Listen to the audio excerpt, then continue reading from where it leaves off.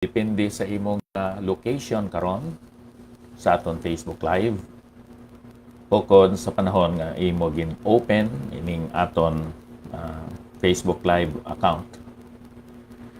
Karon nga adlaw abyan at aton nga hambalan ining 2 Timothy chapter 3 diri sa bersikulo 11.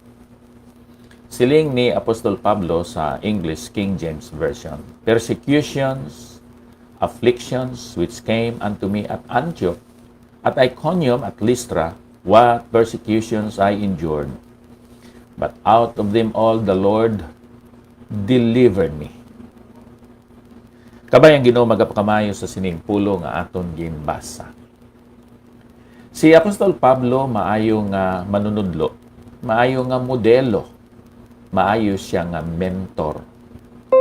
Mentor isa ka tawo nga nagatudlo sa iya nga menti o kung sa iya nga ginahimo nga tinun-an. Pinaagi sa iya hambal o kung pagtudlo. Pinaagi sa iya nga kabuhi o kung paggawi.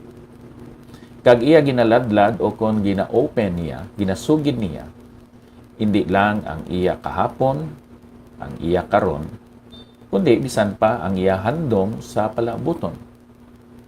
Sa sining nga passage sa 2 Timothy chapter 3 verse 10, siling ni Apostol Pablo sa sining duha ka bersikulo, ako nakita nga he declared his doctrines in the manner to Timothy regarding his beliefs and conviction as a minister, his behavior and conduct as a minister. Iya nga ginpahayag ini dira sa kay Timothy. Ikaduha, iya man ginpahayag ang iya handom, ang iya determinasyon, kag ang iya devotion, ang iya nga paghalad sang iya nga kabuhi dira sa Ginoo kag sa iya nga ministry.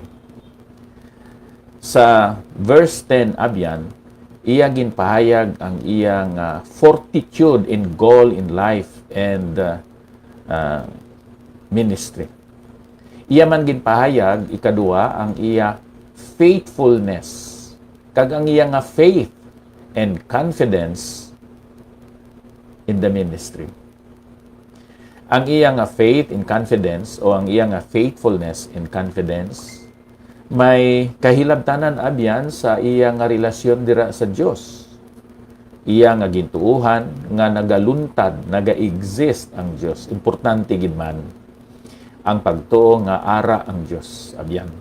Hebrehanon 11:6, but without faith it is impossible to please God. For he that cometh to him must believe that he is, and that he is a rewarder of them who diligently seek him.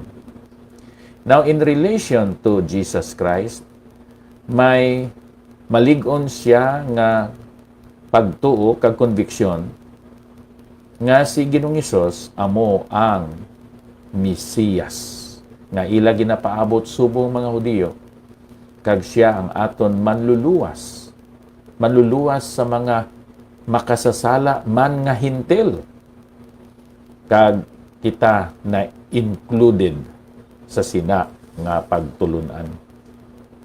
Now, in relation to himself, ari ginpakita ni Apostol Pablo ang iya fidelity, ang iya pagkamasaligan, kag ang iya pagkamapinadayunon, ang iya pagkamatutong. Amo ini ang iya karakter, isa ka tawo nga masaligan. Amo ini abyan ang kalainan, no?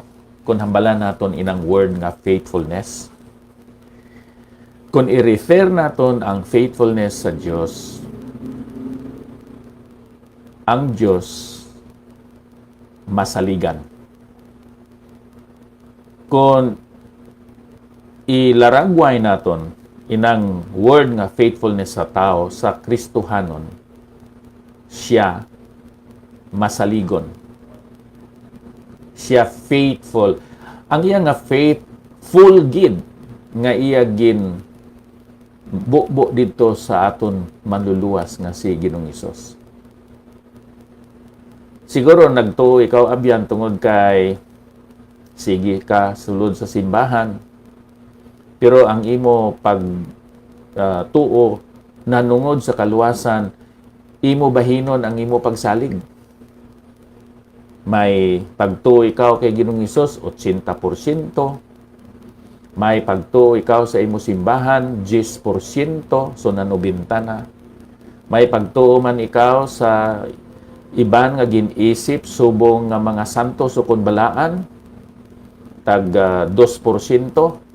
Sa katapusan abi nahimo na to 98%. Nagtuo ka man sa imo abilidad, ikasarang, kaalam, edukasyon, kwarta, 2%. So nahimo na tanan 100%.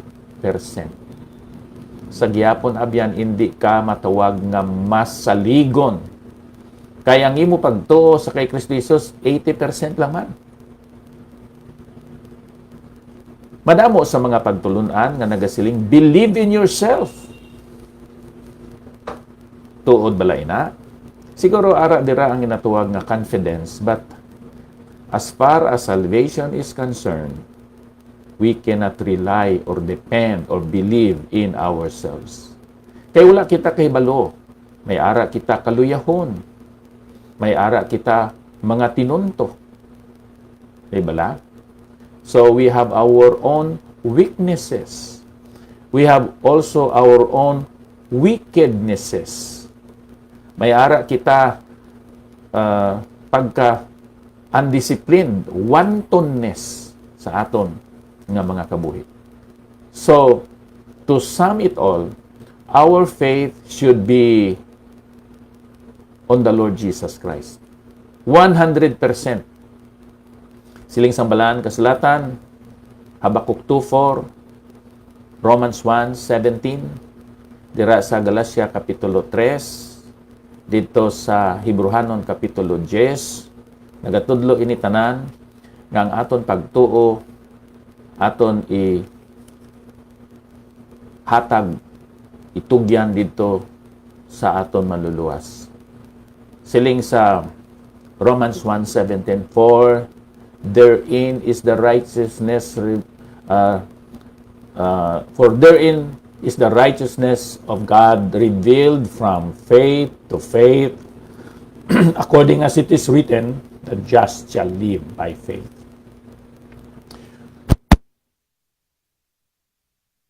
Busa abyan, ang aton nga pagtuo aton sa Cebuano ipunting, aton hatag, aton itugyan dito 100%.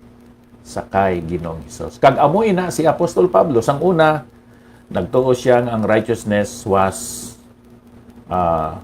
through the obedience in the law of Moses, ng Torah. Pero sang nasugatan niya si Ginoong Hesus kag ginpahayagan siya sa Balaan nga Espiritu. Siya naka-realize, nakahangop, naka-intindi nga ang kaluwasan tungod sa grasya, pinaagi sa pagtuo. Kung aton istriktohon abyan, ang pagtudlo na nungod sa kaluwasan, ang basis ng aton kaluwasan, ang bugay sang Dios.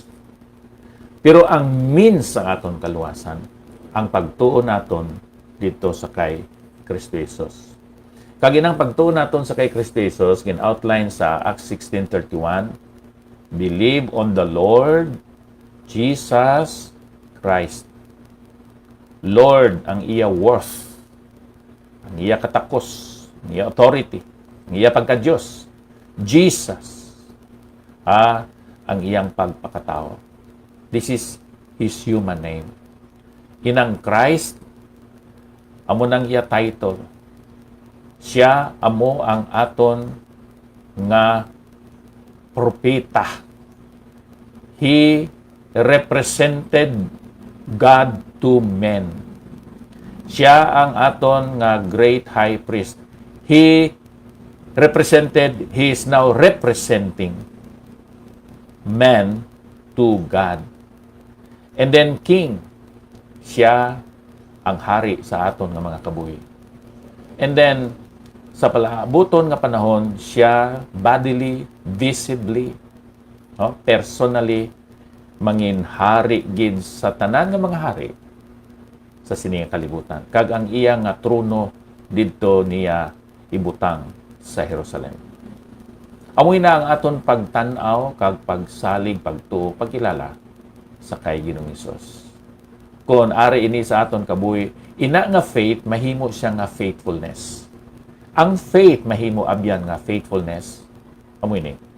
Kung kita nagatuman obedience sa mga rules ng Ginoo. Kag kadua, kung kita nagapasakop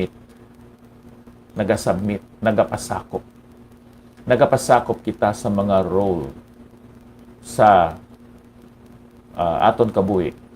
Ang role sa Diyos sa aton kabuhi. R-O-L-E. Ang iya papel sa aton kabuhi. Ang role sang aton ginikanan. Ang role naton subong nga mga bana kag amay. Kinahanglan batuno naton na mga role sa aton kabuhi. Kag kung ikaw asawa, ang role sa imo nga bana sa imo kabuhi. Kung ikaw anak, ang role sa imo ginikanan sa. So, inang faithfulness gina-demonstrate naton ina through obedience to the rules and to submission or acceptance to the roles that God has given us. Now, sa katapusan, ang maayong nga mentor, kaangay ni Apostol Pablo, amoy ni, he declares his doctrines and demeanor to the mentee, kaya gina-disciple. He discloses his determination in devotion. Pero sa katapusan, si Apostol Pablo, subong modelo na mentor, he responds to difficulties and destitutions in life and ministry. Ang iya relasyon, ang iya sabat sa mga tao, kangay sang difficult persons. May constancy in relation to people. Siya naga-endure. Siya naga-antos. May perseverance siya. May gugma siya sa sining ng mga tao. Bisan ginatawag natin ini nga sila mga toxic people. Now, in relation to difficult positions and circumstances, si Apostol Pablo subong maayong nga mentor, siya masaligan in relation to negative circumstances. Siya may patience, may pagkamakinaydayunon, may pag-antos. And then, ari diri ang iyang determinasyon in relation to difficulties, failures, and oppositions. Siling sa verse 11, may persecution. Amo na dira ang physical pain. May afflictions, basically emotional pain. Pero ginsugin niya, na bisan nag-antos siya sa Antioch, sa Iconium, sa Lystra, ginaboy mangganin siya sang bato, bisan pa dito sa Derbe, ini nga mga lugar dito sa Asia Minor, abyan. Lugar nga naantos ni Apostol Pablo ang persecutions kag ang mga afflictions. Pero ginsugid man niya sa kay Timoteo nga ang Dios amo ang nagluwas sa iya sa bersikulo 11. Kag gikan sa ilang nga tanan ginluwas ako sang Ginoo. Subong nga mga hamtong kag nagatubo nga mga Kristohanon, kinahanglan naton ipaambit kag aton i-exemplify subo nga mga huwaran nga mga Kristohanon. Pakita naton ang aton pagtuo kag pagkamatutong. Ipahayag naton ang aton kaluwasan dira kay Kristo Jesus sa iban nga mga Kristohanon nga ginatawag naton mga mentees o mga disciples. Subo nga mga mentors, we are to tell our fellow believers our doctrines and demeanor, our determination and devotion, and our correct responses to difficulties and destitutions in life and ministry.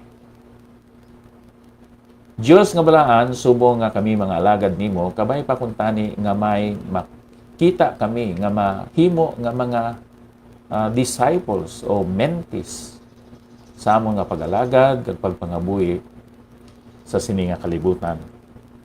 Kabay pakuntani nga amon mga matudloan makadumdom sa nga amon nga kabuhi kung paano kami nagsabat sa mga pag-antos, sa mga kaluyahon, sa mga sala nga ginahimo sa mga tao sa amon palibot. Kag kung paano kami nagtubo subong nga mga Kristohanon. Agod nga pinaagi sa amon pagtudlo kag huwaran nga kabuhi.